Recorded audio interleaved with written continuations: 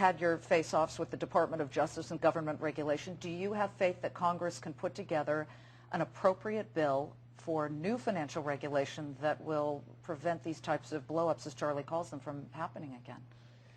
Well, the financial regulations are always a work in progress. They'll make some improvements. They'll go overboard on some things. It's not an area I'm an expert in, and I don't think it's the critical thing, for these next 4 or 5 years. I think they will do some of the right things. It was interesting. Sheila Bair came out saying that pushing the derivatives out of the banks might cause some problems. So even experts seem to disagree on this one. But you fought for making sure, Warren, that your derivatives, at least the existing contracts, would be grandfathered in so they wouldn't have to have collateral put up if derivatives were put in there. In fact, you had Dave Sokol of Mid-America, one of the Berkshire businesses, speak to Senator Ben Nelson of Nebraska. Charlie, did you know that Warren was having Senator Nelson involved in at least hearing your side, Berkshire's side of that? Well, sure. If you have an outstanding contract to buy a house for $1 million, and Congress says we're going to change the rules so that you have to pay $2 million for the same house, they're going to change the contract retroactively? Of course that would get the attention of somebody like Warren. Of course he doesn't like it. But it didn't. They stepped on his arrows. and the sanctity of contracts in addition. Yes, and the sanctity of contracts too. But they turned you down for now. No, the bill as written would not allow counterparties to demand collaterals. I understand it. Now, it's 1,500 and some pages, and I haven't read it completely.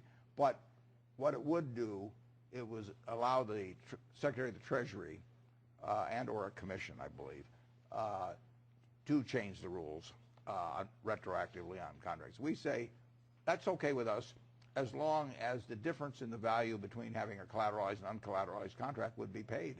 Otherwise, it would be a windfall for the Wall Street firm on the other side. Charlie, Goldman Sachs, Warren absolutely feels they did nothing illegal. You said that you would have voted with the two members of the SEC who said don't bring SEC charges against Goldman Sachs. Yet, you also said it's hard to find enormous social utility in what Goldman Sachs was dealing in. What did you mean by that? Well, a big derivative book. The idea that if there's $30 million worth of some security outstanding, you can create a derivative contract so that you artificially create $500 billion of the derivative. It's just crazy. It would be as though I could go around Omaha buying insurance on other people's lives, having no other connection with them except I wanted to gamble on hoping they would soon be dead. What? I don't let them buy insurance on my life. No. In Los Angeles, there were two old ladies that would pick up people in Skid Row and buy life insurance on them and then run them down in alleys and hit-run accidents. After all, I do come from a place that is vigorous and inventive. You got to watch old ladies. But there's no reason why two old ladies should be allowed to buy life insurance on people in Skid Row, and Wall Street has created something that's very similar to this, and it has the same sort of disutility. So what do we need to do, Charlie, with this legislation if it comes out and is being crafted right now? Well, if I were doing it, I would enormously restrict what the banks and investment banks can do.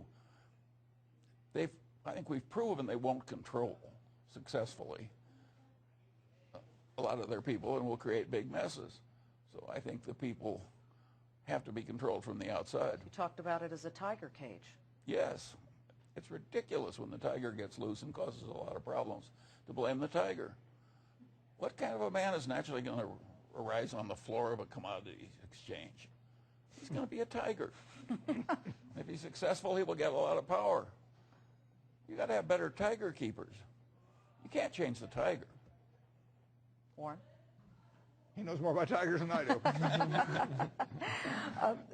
You spoke very vituperatively about a lot of things too, but you also talked about how you were very interested in the too big to fail concept. Should that be entirely eliminated, Warren? We can't eliminate it, unfortunately. I mean, even if you have a clearinghouse, the clearinghouse then becomes too big to fail. If you have lots of interconnected transactions in a huge financial society, you're going to have some institutions that are too big to fail. It may drive people crazy and drive me crazy, but Freddie and Fannie, were created by Congress. They were too big to fail. Congress created them. And Congress regulated them. Yeah, and Congress regulated them, and they're still around.